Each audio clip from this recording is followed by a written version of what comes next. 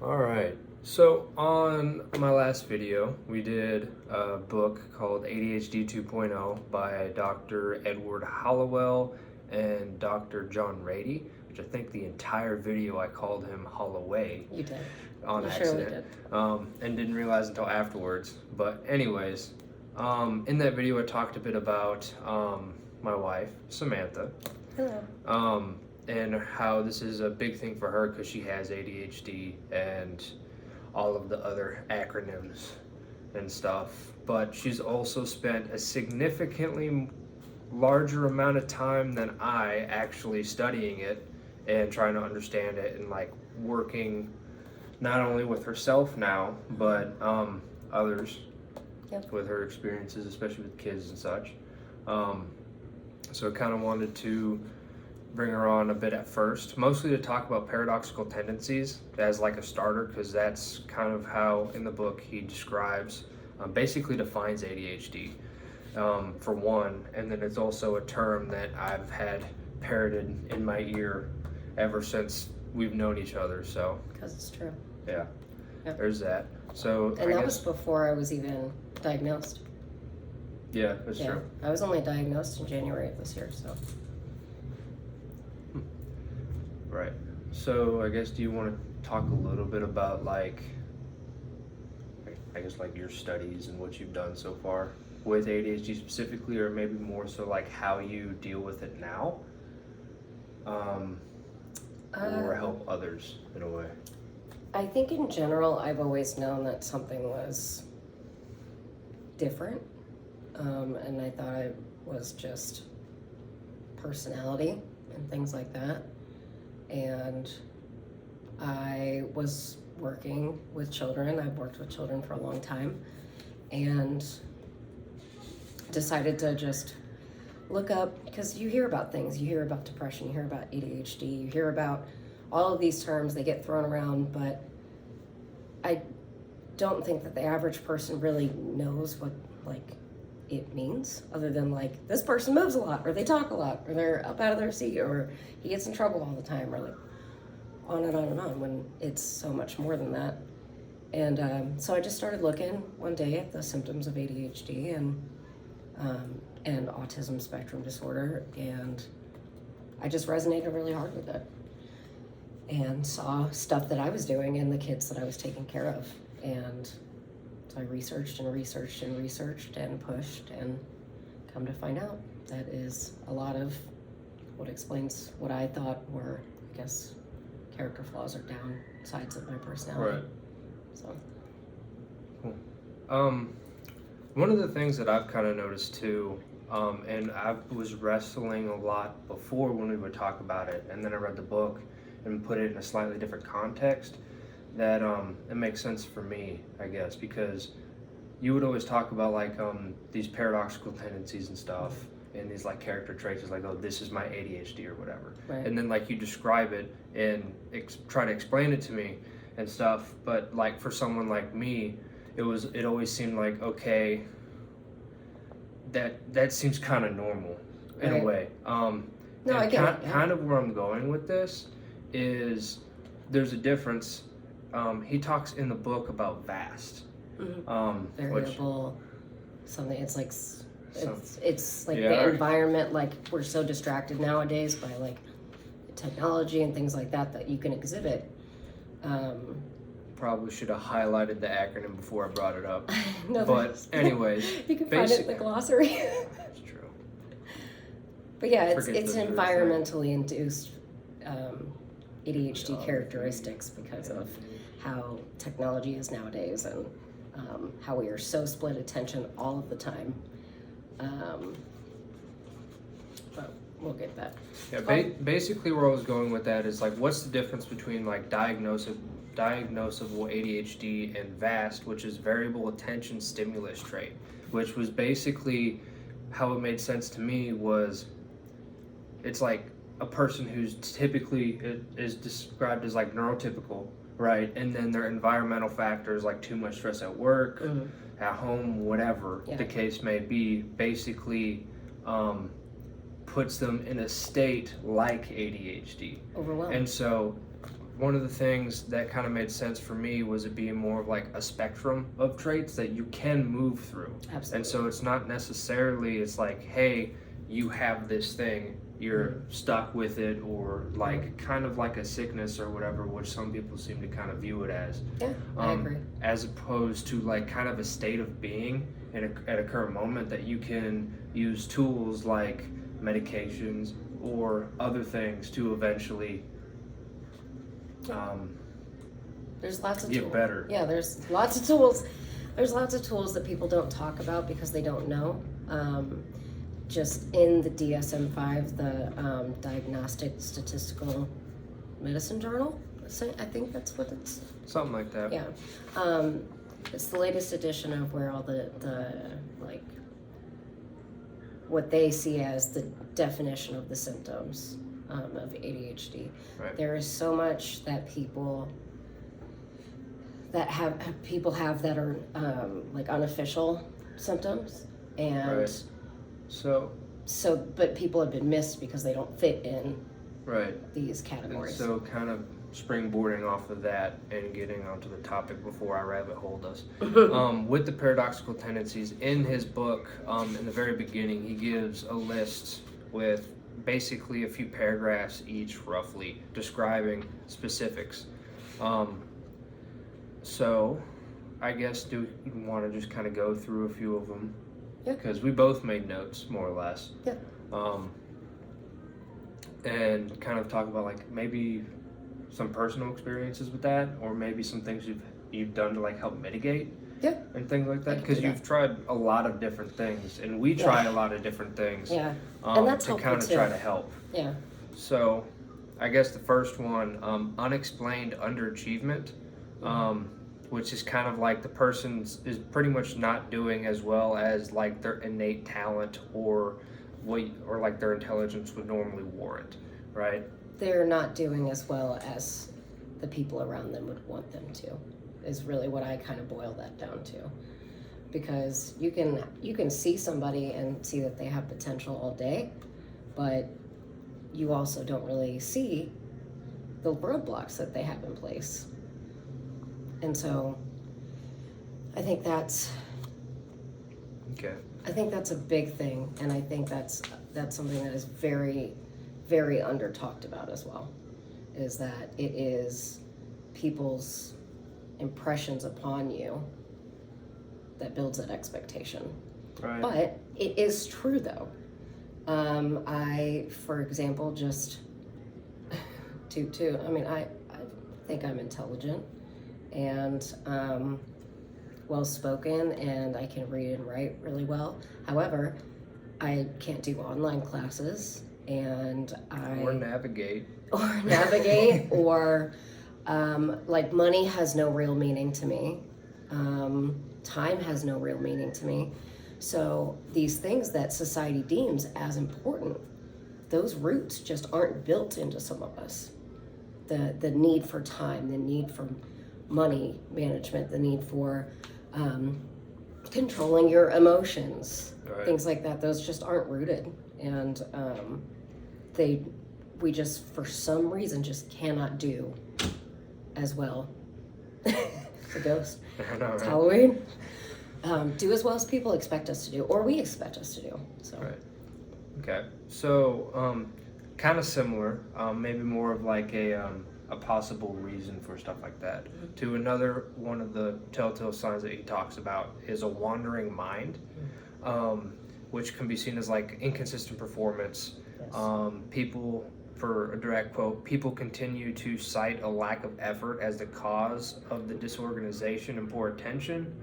But the actual fact is that in the absence of stimulation, they can't do something. Yeah, that's very true.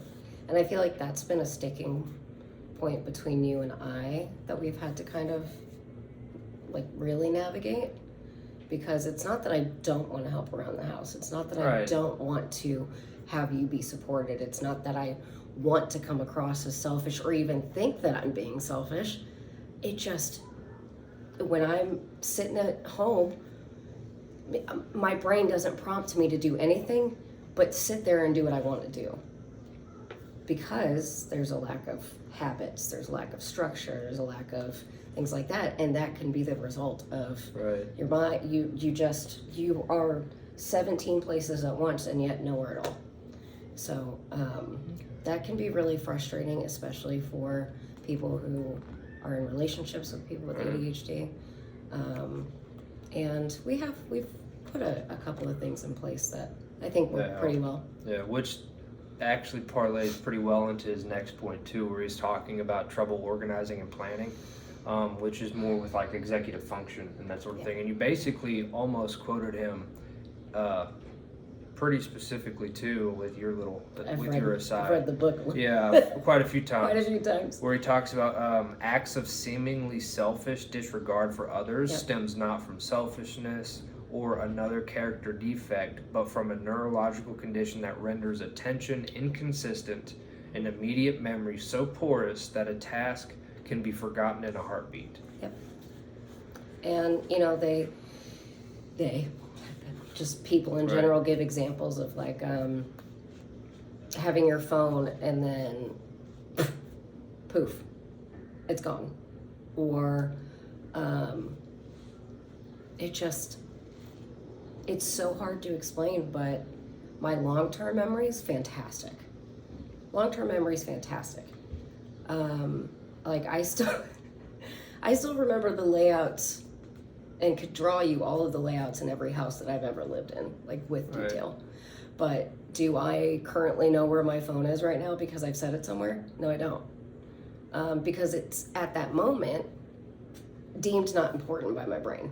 Right. That's not the task that I'm on. We're doing this, and let me see. And so anything that isn't right now is irrelevant. That's pretty much what I was going to bring up next. Yeah, is absolutely irrelevant. I have to very, very wholly and passionately obsess over something for it to be intrusive enough to change my now.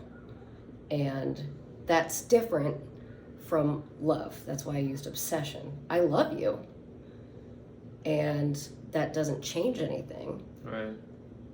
But it's unhealthy to be obsessed with somebody and want to do and do and do. That'd be annoying as hell. Yeah, so it's a very, very fine line. And but that's the trouble. Organizing and planning is something that I have very much struggled with my whole entire life, my whole being. My environment reflects my mental health. I've always said that. If my car looks like a mess, I'm probably not doing very well. If I've got hordes of crap all over the room, I'm really probably not doing well. Right. So that is somewhere that you've helped me though, because there is certain expectations that he has of me and how he likes his environment, because he's much more type A than I am. I'm very type B, very kind of laid back, but can kind of shift into that type A whenever I'm really passionate about something, when I really want to do something. So. Speaking about like really wanting to do something, one of the things that I've kind of used in this book to really kind of get through to you a lot of the times too, where we talked a little bit before about trouble with time management and the tendency to procrastinate or completely forget about whatever. Yep. And I underlined there's only 2 times, now and not now. And so forget specific. I think you were almost going to be late for work, and then I said, instead of like you have to get saying you have to get going now, as I said, like you have like 120 seconds to get out the door. Yeah. And then you said, oh, he cracked the system, and then you actually left on time. Yeah. Sometimes you just have to reframe things. When I really leaned into the fact that there really are only 2 times, now and not now, it changed everything. Because then I could have a scope of time where I could plan. And I mean, I've built and torn down several systems based around time management and organization and things like that. So yeah, you really, to get around a lot of these things, you just have to get really creative. Right. So. talking about something else has been a big thing that we've talked about before a lot, is the whole like RSD stuff, the rejection sensitive dysphoria. And yes, I got to look at it. I'm terrible with acronyms. There's way too many of them in my life, and this too. But basically, it's a tendency on the part of people who have ADHD to overreact precipitously and disastrously to even the slightest perceived put down, diss, or vaguely negative remark. And from someone like me, who comes from a very, like, yes, I went to college, but I was really kind of crafted in like the blue collar world to where that's all you live in. It's very vulgar, it's very coarse. Yeah.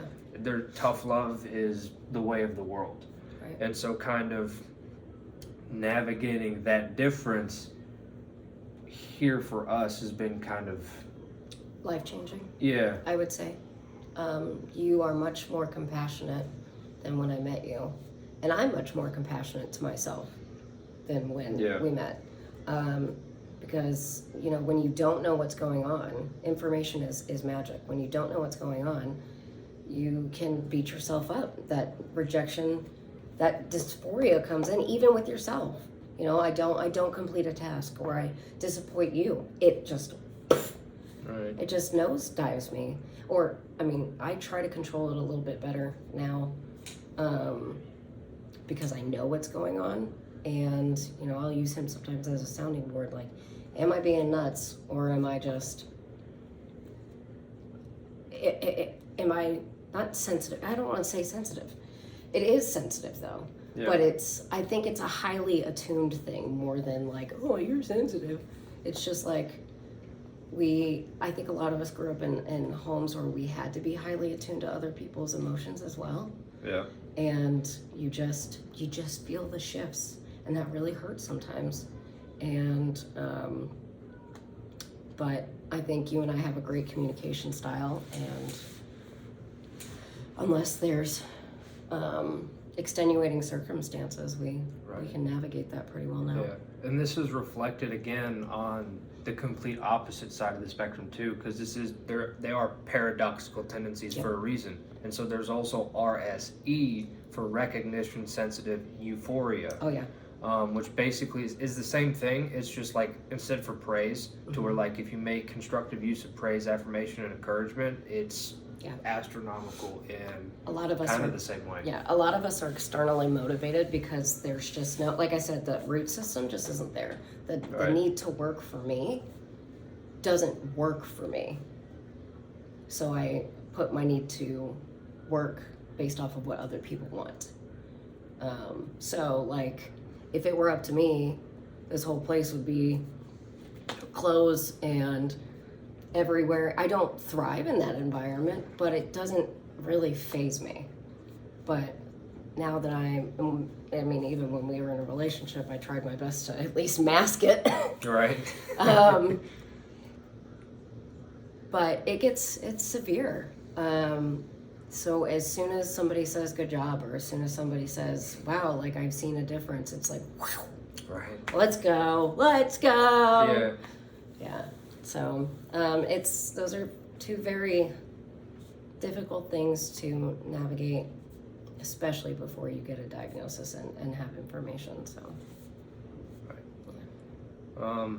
I guess another point, one of the other tendencies is the tendency to be impulsive and impatient. Absolutely. Specifically, I want to bring up the whole trouble, because we have an example that's pretty recent too, of delayed gratification. Yep. Something that like... R.I.P. Right. With stuff I've done in the past, it's pretty much all it's ever been, and was kind of my problem. One of my problems for a while was like never actually getting the gratification part.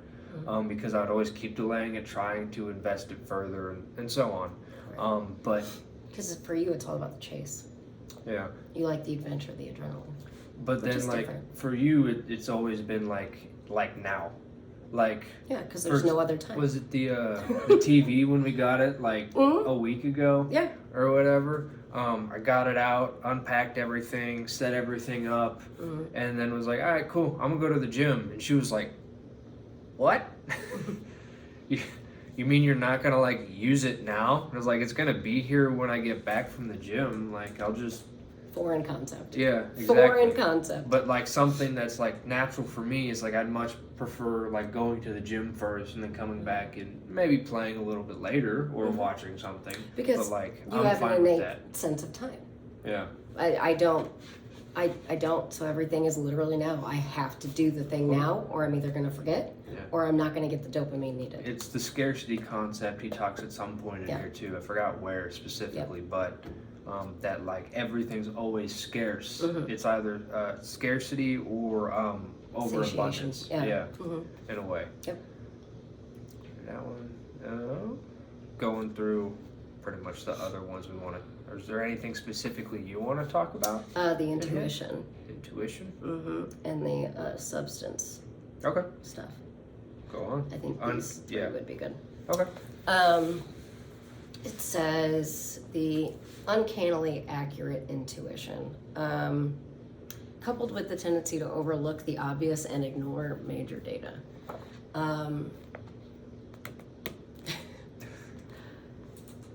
The amount of coincidences that are in my life currently and have been in my life with people coming in and out is absolutely nuts. And I just always happen to know something either right before it happens or I'm very good at predicting the outcome of something. And I think ADHDers do that because again, we don't have that sense of time. So if I can project into the future and say, yep, that's how it's going to be. I have a sense of a timeline. I have a sense of control. Right, so it's not necessarily more chronological or scientific. It's more of kind of narrative in a way. Absolutely. Where it can seem to compress or extend to a certain degree, but it's the actual story that's kind of flowing through. Yeah. I would say my sense of time reads like a chronological memoir. Okay. Like narrative. Like, does it matter that it was Tuesday in 1996 that something happened? No, because it feels just as real in that time now. I could go back and reread that part over and over again because it feels just as real as it does now. Right. So. Okay. Is that one? And susceptibility to addictions and compulsive behaviors of all kinds. So, directly from the book, he says, we who have ADHD are 5 to 10 times more likely than the person who does not have ADHD to develop a problem in this domain. And this is addictions or compulsive behaviors in anything. Gambling, shopping, spending, exercise, food, whatever. Anything. Anything that creates that dopamine. Yeah. And I mean, there's lots of different ways that you can create that. I think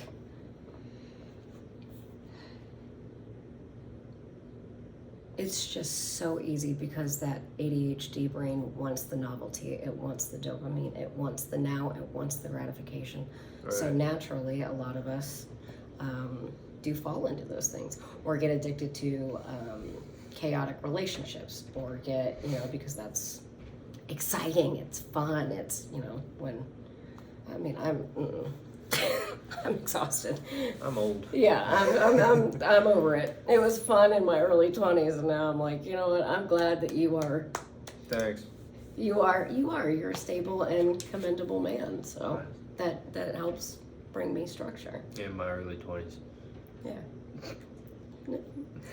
It's also pretty common that ADHD people are significantly behind their peers. For age development. So they say on average, somebody with ADHD is 6 or 7 years delayed, basically. Yeah. Because we just didn't have the same coping skills as most people growing up. And even if we did, people just don't. Okay. Finish your thought. You're good. I think a lot of it is a lack of information and compassion. Right. We want to see it as behavior problems instead of addressing the actual thing, which is the impulse, the compulsions, the addiction, whatever it is. Right. So one of the things that pops in my head when we're bringing that up, like you said, you're basically lagging 6 to 7 years. Yeah. Right. Now, do you think that's like as you age, how do you think that kind of range changes? So like, say you're in middle school and you'd be what, 10 to 12, maybe 13? And so like you're kind of still like early elementary school, or are you thinking like maybe like a couple grades behind? And like what I'm trying to get at is like as you age and get older, does that spread between where you're expected to be and on average where you actually are? It changes wildly. And grows. Yeah. So it's kind of like So I was able to keep up in school until the workload was too much for my innate abilities to cover and compensate for. Right. So once the work got hard or just like really hard or really disinteresting to me, don't care. Right. If it doesn't involve me, it doesn't interest me, don't care. I don't want to study it. I don't want to read about it, don't care. And a lot of people who have ADHD feel that way because we want the novelty. We want the thing that we like. It's just built into the system. Have to be stimulated for you to get that. To get any sort of real education, honestly. And thankfully, I think schools are doing a better job now than they did when I was growing up. But there's still a lot of gaps. But once I hit like, I want to say 9th or 10th grade, the workload became too much. I was in honors classes, and I was in honors classes in subjects that I liked. However, I didn't like the teacher in my honors English class, so that's out. Bye. And I actually really did really well in honors history because I love history. Right.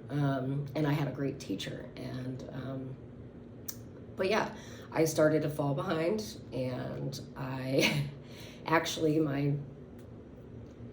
I didn't show up a lot of my first semester of math in high school because I thought I was a cool girl and wanted to skip class and whatever, go to the mall actually instead with my friend and go to Panera. And so that teacher was gracious enough to not only give me a just passing grade for that semester, but he made me do my entire first semester workload on my second semester workload before and after school. This man would come in and make sure I got out of high school, make sure that I got to move on. Right. And he was actually, Mr. Schaefer, if you're watching, you know you're awesome. But I always credit him with me realizing that color coding things and me being able to compartmentalize things is incredibly helpful for me.